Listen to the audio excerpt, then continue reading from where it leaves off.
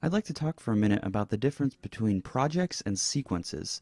Final Cut projects contain everything relating to the movie that you're going to be making, including all of the assets in the browser, as well as changes made on your timeline. Now, what a sequence is something within a project. So it's specifically the timeline itself. You'll notice here that in the bottom timeline window, the tab on the left says Sequence 1. So each new project will always have a sequence in it, or else that window just wouldn't exist. So if I were to open a new project here by going to File, New Project, you'll see that it does indeed have its own sequence, and it is now called Untitled Project with a number after it.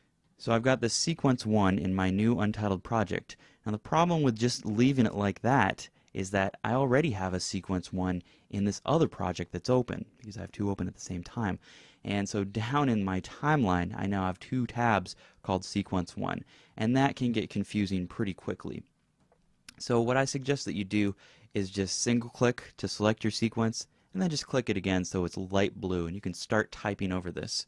What I usually do is type SEQ to remind myself that that is one of the sequences, and then call it something that I know that relates to this project. So editing tutorials main. Your naming scheme can be whatever you need in order to differentiate them. And so now I've got this tab as well as Sequence 1. So I am never confused as to which project I am currently working on.